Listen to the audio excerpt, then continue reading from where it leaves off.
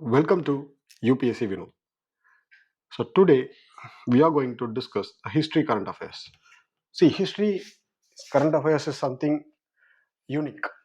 So we don't need to study much relevance in the newspapers. So we should stick towards the UPSC PYQs. See, mostly they will ask like sites and inscriptions and some of the details. So let us start with Indus Valley script. See, Indus script was in the news. See, Archaeological Survey of India conducted a conference at Greater Noida with the theme that decipherment of Indus scripts. So, and also Tamil Nadu Chief Minister M.K. Stalin announced 1 million prize for the decipherment of centenary of Sir John Marshall. Here, Sir John Marshall has been asked in the PYQ. Okay, let us continue. Okay, now you should know about Sir John Marshall. And then, what is Indus Valley script? Indus Valley script is still not deciphered. That means undeciphered script. So this is format and medium. See, this Indus Valley scripts has been found in seals, potteries, amulets, copper tablets, and jewelries. And one of the largest signboard is present in Dolavira. In that, some manuscripts has been seen here. So see, some inscriptions appeared in potteries, seals, amulets, copper tablets, jewelries, and on the massive signboard in Dolavira. So here and all, the Indus scripts has been found. And the seals and the animal motifs. See, animal motifs like horse, elephant, rhinoceros, tiger. These are also the animal motifs are also seen. And the nature of the scripts are, see, they are not they are not like alphabets. So we could find 375 to 400 signs. 375 to 400 signs. See, each signs may represent some of the words or something. So, like logo syllabic system, words plus sound. See, the directions were right to left. This is the important point. The directions of Indus Valley scripts were right to left, right to left, towards like this, right to left. That means opposite to the conventional system. Opposite to the conventional system. Okay. So the inscription contains 26 signs. Maximum, the very short inscription, shorter inscription contains 26 signs. See here, you should know the prelims point of view. This is important. That means the system has been right to left. System has been right to left, and Dolavira contains large signboard, and it is deciphered. These are all the important point, and John Marshall is also important point. So these are all important point with respect to prelims. And now the decipherment challenge. See why we can't decipher. See, we can't decipher because there is lack of understanding and is lack of bilingual text. No bilingual text. See, no bilingual text, and also these inscriptions are very short inscriptions. So you can't identify the pattern or grammar between this. So these are all the difficulties in decipherment. Okay. So then the pictorial symbols. See, you know that the pictorial symbols like bull elephants, and also fishes. Fishes are also seen over here. Rhinoceros, tiger, as well as human-like figures are also seen here. Human-like figures are also seen here. So these are all worshipped. These are all animals. These are all figures. The animal worship has been one of the inference we get from here. Geometric signs like straight line, triangle, circle, so intersectional patterns. So these are and all also seen here. So these we can infer that they used of numerical values. And composite symbols. See, combining of pictorial and geometrical elements, mixing of both mixing of both pictorial and geometrical elements are also seen here. Here they can ask with respect to the symbols. Geometric pattern are also seen, pictorial pattern are also seen. These animals already there has been asked the question with respect to animals. See, you can see no lion here. Indus IVC contains no lion. It has tiger, elephant, one horned rhinoceros like animal, and see, there is no horse. So So this is like elephant, tiger, one hand bull, so one hand rhinoceros like animal and bull. So these are all the pictorial representation. There has been previous year question itself. And now let us come to the major conflicted area. So Indus Valley scripts location. See location, it's very easy. So Harappa seal pottery inscriptions are also seen. So it's like religious. This in Harappa, seals, animal motifs are also seen, like bull, unicorn, fishes, bulls, unicorn, fishes are also seen here. Like other than that, Mohenjo-daro, similar pattern to Harappa, animal motifs are seen and geometrical pattern. And Dolavira, see, Dolavira is one of the important site at Gujarat. See, there has been sandstone inscription in Dolavira. There has been sandstone inscriptions. See, this is very much important, and there are symbols that has been inscribed. And Dolavira is for urban planning. Lothal is for primarily for port. Lothal is for primarily for port. This is trade related inscriptions are also seen here. And then there are multiple theories. There are multiple theories framed with during the at present with connect with IVC. See, first of all, Dravidian connect. Dravidian connect is something they are arguing that Dravidian Kilidi findings of Tamil Brahmi script and grafty mark. Grafty marks also seen here. This has link with the IVC period. So Dravidian. Proponents like Mahadevan. See in Dravidian, Asoka Parapola. So Iravattam Mahadevan are also a strong linkage with old Dravidian context. So Brahmi link, it is disapproved. See, Alexander Cunningham has proposed a Brahmi link, but it has been disapproved. So and Sanskrit. Finally, Sanskrit also disapproved. Sanskrit link also disapproved. And no linguistic. See, arguing with the science, see, it clearly says that there is no linguistic preference given over there. So this symbol of trade has been seen like commercial tokens are also seen. So this was approved. See, Dravidian link and non-linguistic link has been approved, but Brahmi link and Sanskrit link has been disapproved by the historians. These are all the theories. Still, it does not have any confined points. So, and also Keeladi Connect, you know that there are the Keeladi Connect, they are connecting Tamil Brahmi script and graphite mark with IVC. It has been 90% similar with IVC signs. Suggested that there may be a cultural linkage. There may be a cultural linkage. See, these are all the important points. These are all important points. So you can expect in exam. These are all important points you can expect in exam. Okay, so this is ASI conference decipherment of see, these are nature of the Indus scripts, undeciphered. See, undeciphered script, this is important point. Seals, potteries, amulets, signboard at Dolavira. So it has sign, no alphabets, logo symbols written from right to left, short inscriptions. See, animals like elephant, tiger, fishes, one hand animal, and bull are also seen over here. Geometric pattern and composite pattern, mixing of geometric and composite animal pattern are also seen here. So Dravidian non-linguistic link has been approved. Brahmi and Sanskrit link has been disapproved. See, this is an important thing. Brahmi link has been disapproved. Harappan seal, Lothal. See, you want to mug up all the IVC sites, not only these four. Each and every IVC sites are very much important. Not only Mohenjo-daro, Dolavira, Lothal, Harappa. Other than this, also you should read. Okay, next important thing is Satavahana era inscriptions. Satavahana inscriptions has been discovered in Telangana. See, the Archaeological Survey of India has documented 11 Satavahanas. See, they has been documented 11 Satavahana era inscriptions. See, 11 Satavahana era inscriptions at Telangana.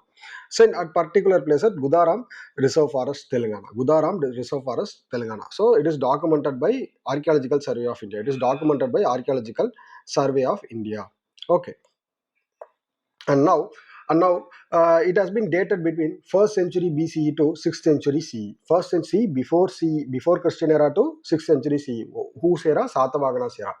So, and also Sitamalodi rock also Sitamalodi rock also found here near this Gudaram village. So Gausthiram village. Okay. And what are the key findings? First, Hartiputra, see, Hartiputra inscription. See, whenever the Satavahana name comes, this Putra will be a keyword.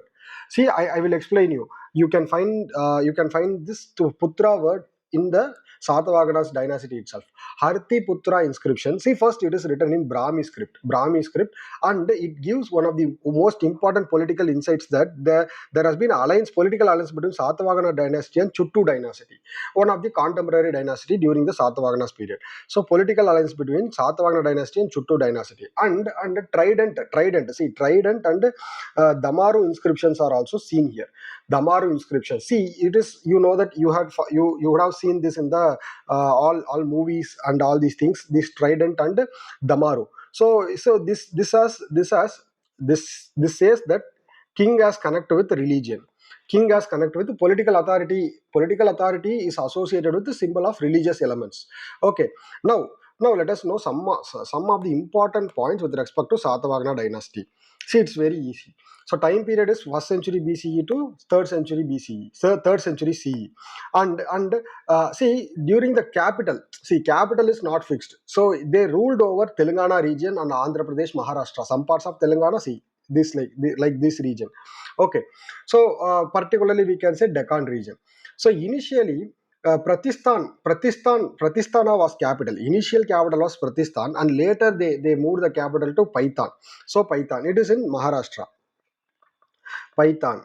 It is in Maharashtra. It is in Maharashtra. Earlier it was Pratistan, but later they moved to Python. See, whenever the word Satavaganas comes, see, important ruler. It's not found. Simuka was founded. The important ruler was Gautama Putra Satakarni, because he defeated Shakas. And see here the word Putra. See, Gautami Putra Satakarni, but that means the son of Gautami. So that only I told you the word Putra. See here Hariti Putra inscription. Hariti Putra inscription. How could easily you can remember the Satavaganas linked dynasty, linked keywords? If the word contains Putra, it belongs to Satavahana dynasty. Gautama Putra Satakarni. He was most powerful ruler, and also he started granting lands to Brahmins. Okay. Vasistha Putra Pulamavi. So Vasistha Putra Pulamavi promoted trade. He is also one of the important king in the Satavahana's dynasty. And then administration. See, they are centralized monetary and feudatory chiefs. Centralized king and feudatory chiefs. Feudal system has been professed over here. So and they also supported both Brahminism and supported Buddhism. They promoted Brahminism, and they supported Buddhism. See, these both looks like controversy, but Satavahana's did this during their period. They were Brahmins, but they didn't oppose Buddhism. They also supported Buddhism. So and also see, women like Gautami Balashri, Gautami Balashri, I told you, right? Gautama Putra Satakarni, Gautami Balashri were also supporter of Buddhism. So and she also had a public roles. She also involved in policy making also. And language. See, language is Prakrit and Brahmi, most prominent language during ancient India. Both are used. And religious symbol were in bilingual text. So economy and trade. See, with respect to economy, they had trade with the Romans and Southeast Asia. It is a common thing. And one of the important thing is they had the control over port, Kalyani and Sopra. Here the keyword comes. Key ports, Kalyani and Sopra. This is very, very important for exam. See, this is very, very important for exam. Kalyani and Sopra were the important ports for Satavahana's inscription. See, Kalyani and Sopra. See, what are the important points with respect to in UPSC Prelims? See, UPSC Prelims here it's very important that the inscriptions were in Brahmi script. The inscriptions, Hariti Putra inscription, and other than that, this key port Kalyani and Sopra. This is very much important. And other than that, no maximum these two. Among this slide, only these 2 points are very important. Okay, okay. So let us move to next. So INVS Kaundinya. So INVS Kaundinya is a current affairs. So it is like, see, you must know that, see, it is not very much important for prelims, but it may come. See, because whenever there is any discoveries or any archaeological findings, then it may have potential to come in the exam. See, this is a stitched ship. See, first of all, this is a stitched ship. You know that the word stitched ship, that Indian naval sailing vessel Kaundani sailed from naval base in Karwar to Porbandar. See, sailed from naval base in Karwar to Porbandar. See, Karwar to Porbandar. Just have this in the sights. See, this vessel, this is current affairs. This vessel contains 16 members. See, they had a aim of, see, the voyage aims to retracing the ancient maritime trading route. This is the key word. This is the key word. See, INS Kaundanya as a aim. What's aim of this? To retrace the ancient maritime trade route and revive the heritage. This is important for the exam. If they would ask, they would have asking they would, if they will ask question with respect to this current affairs, this is one of the important point. So, and also INS Kaundani is a model ship of 5th century vessels. It is like model ship of 5th century vessel depicted Ajanta caves. See where the keyword is comes, Ajanta caves, UPSC PYQ. They are depicting the ship is modeled based on, see, the ship is designed as per the painting which is found in Ajanta cave. See, painting which is found in Ajanta caves. So it is used ancient traditional stitching ship technique, so the constructed by artisans from Kerala. So it is used to all these coconut fiber, so coir and wooden joineries. See, it is one of the ancient oldest method. They used to, they with the help of ancient oldest method, they build this ship. Okay, coconut fiber, traditional wood, coir tape, natural resins, and also the project has been executed to tripartite agreement. Tripartite agreement. What is the tripartite agreement? Indian Navy. First of all, Indian Navy.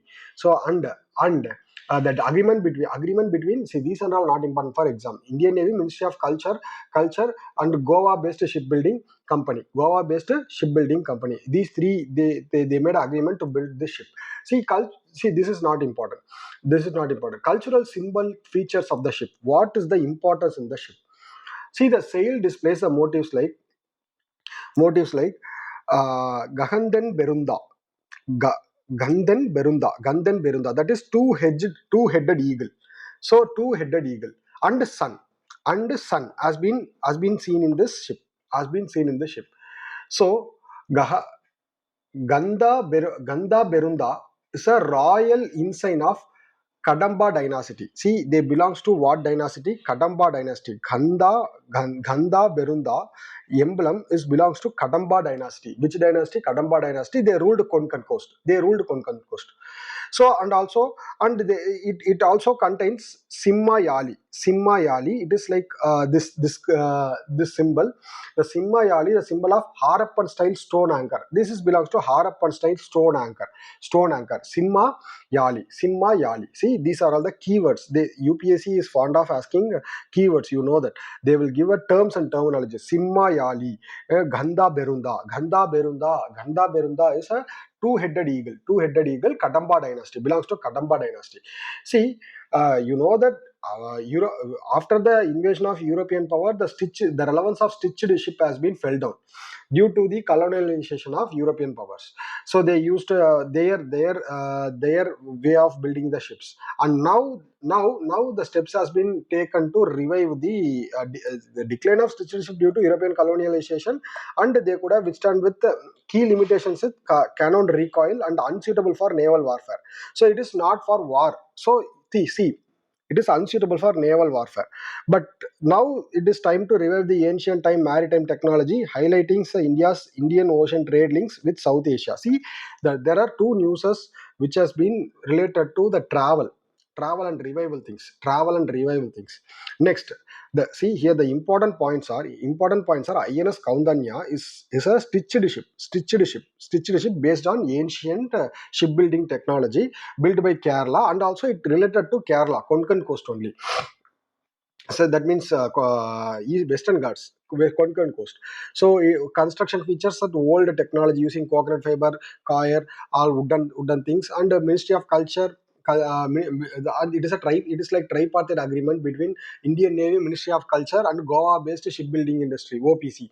So these things are and the important thing is it has been modeled based on 5th century ship that has been depicted in Ajanta caves. Ajanta caves.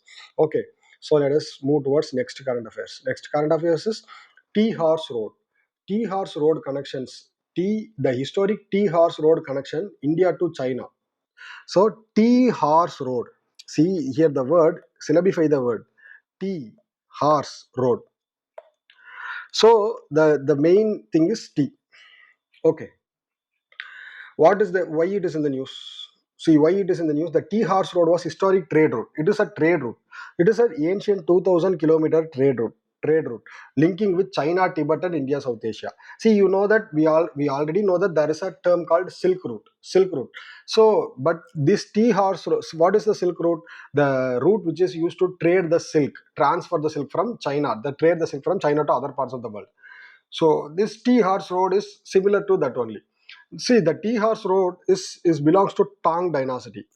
See, Tang dynasty. So the Tang dynasty. See, there is very recent thing. The Tea Horse Road can be dated back to Tang dynasty. So the Tang dynasty was during the period. It was during the period. The Tang dynasty is 618 to 907 CE. See, this is Tang dynasty. See, it has been used for prolonged time.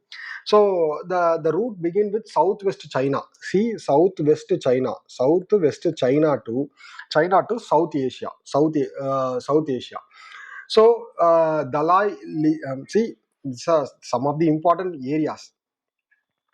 Some of the important areas. See, majorly this route is high altitude, rugged and dangerous. This route is rugged and dangerous. So it starts from Yunnan province, Dali. So Dali, the place is Dali. So Dali. So the term Dali and the another important term is so Yunnan province Dali and it passes over Lasha, Lijan. So and also it connects Nepal, India, Nepal, Bangladesh. These areas also. So Lasha is belongs to Tibet area, present Tibet area. So this is tea horse route. See, the goods has been traded here also. See, it's not exclusively for tea. The tea also traded, silk, cotton, the sugar, all these things also traded to Tibet and India by China. See, in return, Tibet. See, if the trade happens, means you know that tea, these are all the major products exported by China. They imported horses, leather hides, golden bags, saffron bowls, medical helps with China. Okay. So decline. Why it is declined? See, you know that later by the Qing dynasty, there has been reduction in trade. Political instability has been happened, reduction in trade, and the new transport method like railways and steamship has been introduced. Because of this, the trade route got less relevant. So after the World War II, Japan has took control over China's coastline and airships. So this tea horse trade route has been gradually forgotten by the people. Okay, then replaced by modern transport system. See here, the important point is T Horse Road is belongs to China trade route. China trade route. Well, you know that Silk Route, but this is new thing with respect to T Horse Route. T Horse Route. T Horse Route. Okay. Okay. Let us National Work Manuscript on Manuscriptology. See, you know that it is very important. Buddhism and Jainism and Buddhism are very much important for the exam. Okay, so here Ministry of Minority Affairs organized a national workshop on Jain manuscriptology, where Gujarat. See, Jain Gujarat. It is you know that Jain is Jain's Gujarat. So here the highlight is civilizational. To find India's civilizational depth and cultural policies to how much it has inclined, how much it has connected with Jain. Okay, study and preserve Jain manuscripts and legacy. Its aim is to preserve Jain manuscripts. So funded under Pradhan Mantri Jan Vikas Karyakram. The government schemes about Pradhan Mantri Jan Vikas Karyakram fund these funds this national workshop on Jain manuscriptology. It is centrally sponsored scheme targeted 6 minority communities: Muslims, Christians, Sikhs, Buddhism, Parsis, and Jains. So it is focused on socio-economic development. So centrally sponsored scheme focus on, so now socio-economic development. Now let us come to the exam point of view. Jainism. So see, Buddhism and Jainism, one of the core concept you will get question every year. The possibility, high possibility of the question relevance. Okay, here Jainism.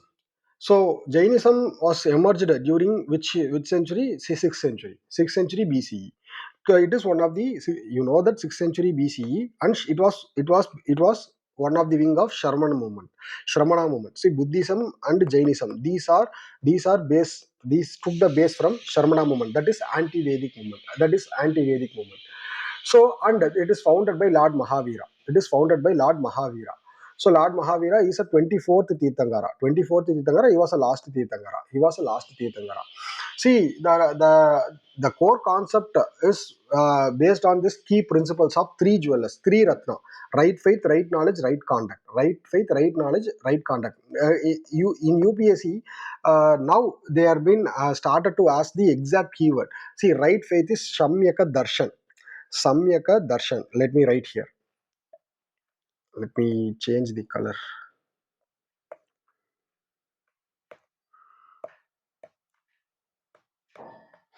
Samyaka Darshan. That is right faith. Darshana. So, right knowledge. Samyaka Janana.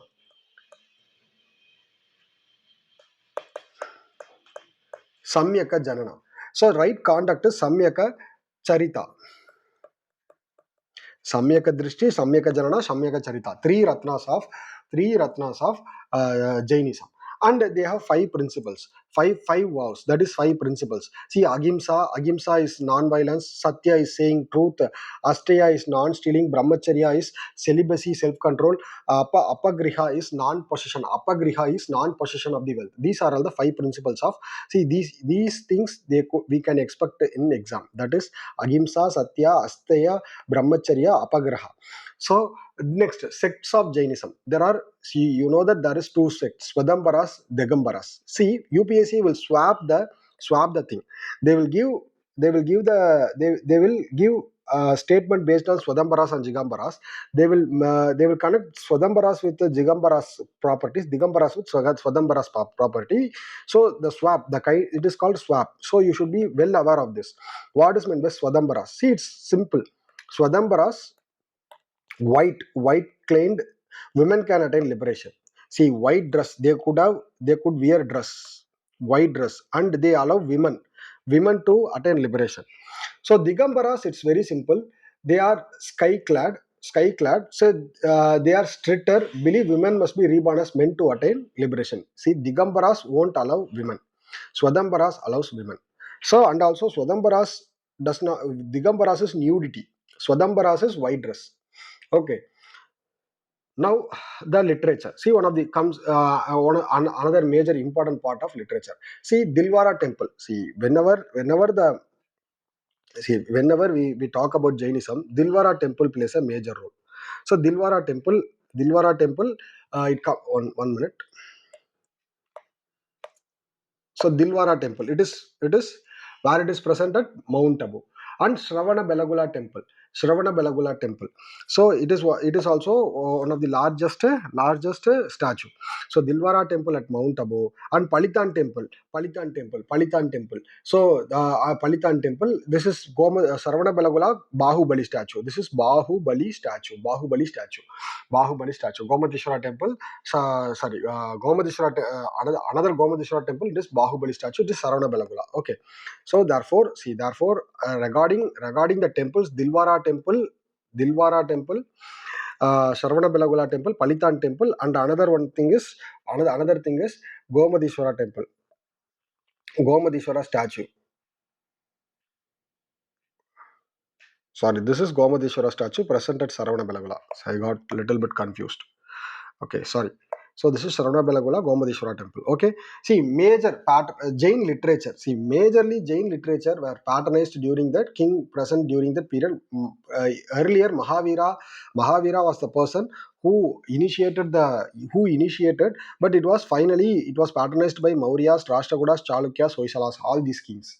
So first, Agam, canonical. So Agam is canonicals, that is teachings of Mahavira.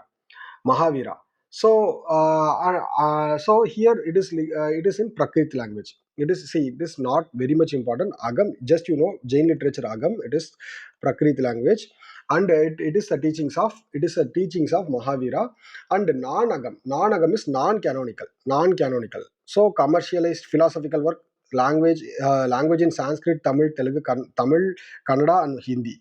But here it is only Agam is only in Prakrit. Non-Agam is it's diversified. Sanskrit, Tamil, all these languages. So these are very important with respect to Jainism. And now, we are coming to the after Jainism, which is it is Buddhism, right? It is Buddhism. So in Buddhism, so this year Buddhism contains two important current affairs. First thing, there has been some excavations at Kashmir. So Xenophora. See, it is very much important for the exam. Whenever the word Buddhism and Jainism comes, it is very much important for the exam. Xenophora, Baramulla. So everyone knows Baramulla is famous district in Kashmir, northern Kashmir. So they made some excavations there. So Jammu and Kashmir Archives Department and University of Kashmir made a excavation over there, supported by Ministry of Culture. They found something. They found something, and the Buddhi and they found that there has been Buddhism growth in Kashmir. See, everyone knows. You know that during the Kanishka period, Buddhism has evolved in Kashmir. So other than that, Buddhism flourished Kashmir during Maurya period. First of all, Maurya period. See, Ashoka period. Ashoka founded the word Srinagar. Founded Srinagar. So Ashoka founded Srinagar. This is important point. Okay. So it is a strategic location between Gandhara and see, Gandhara type of architecture has been found in Kashmir region. You know that Gandhara type of architecture has been found in Kashmir region. So here the Gandhara type of culture has been seen here. The philosophical importance, the role of Buddhist philosophy over here. See, here the important point is Ashoka founded Srinagar, and it is flourished during the period of Ashoka period, and it is strategic location between Gandhara and Himalayan routes. See, already UPSC asked question between Gandhara and Mathura difference. So it is very much important. Sculptures of Gandhara and Mathura, and also there has been PYQs with respect to Gandhara in prelims also. So now the philosophical context. You know that. So here one of the important thing is the center for here the Buddhist philosophical traditional reached its height during the Nagarjuna, King Nagarjuna. See, the Nagarjuna professed Madhyama path, that is middle path. So Kashmir became the major hub of intellectuals hub during the period of King Nagarjuna. Okay, so he ruled over Kashmir region, and some of the materialistic evidence, the Gilgit manuscripts, among the oldest Buddhist texts written in Sanskrit and Prakrit. See, Sanskrit and Prakrit shows the Kashmir as a custodian of Buddhist knowledge. So here they are saying that. See, you know that you must know that the inscriptions which is found in Kashmir, that is written in Sanskrit and Prakrit. And now the core concepts of Buddhism. So it is very easy. The Buddhism is also, it is found in 6th century BCE, founded by Gautama Buddha. So you know that Lumbini is a birthplace, and Bodh Gaya where he got enlightened, and Sarnath where the first ceremony, and Kushinagar where he passed away. So these are all the basic things everyone should know about Buddhism. That is how, as like Jainism, Buddhism also four noble truth. So life is full of misery, dukkha, samyuddha. It is caused by carvings and ignorance, and nirodha, that is nirvana, end of suffering. Mahaparinirvana. What is that Mahaparinirvana? It is death. So sorry, sorry. Sorry. So see here dukkha. So that the life is full of misery. So the life is full of misery. So what is why it is, see, four noble truths of Buddhism speaks. The life is full of misery. Why it is misery? Because if your desire, the reason for your misery is desire. See, if you want to live the life in peaceful life, you should leave your desire. So that is third point. The fourth point is how to leave desire has been mentioned in eightfold path. So the again he started to give the way of eightfold paths. So right view, right resolve, samyaka drishti, samyaka salpa. So these things and all. See, right view, right resolve, ethical conduct, right speech, right action, right livelihood, right efforts, right faith, mindfulness, right concentration. This is eightfold paths. So it contains wisdom, ethical conduct, and mental discipline. So samyaka drishti, samyaka sanpa, samyaka sankalp, these are and all the keywords they could have asked in exam. Okay. So let us continue with another. See, these looks like revision. Okay. Another important points with returns of um, Pip, Pi- Pipravaha relics. So Piprava relics. So this also contains with respect to Buddhism. Okay. So there has been 349 gemstones returned from gemstone and ornaments returned from UK.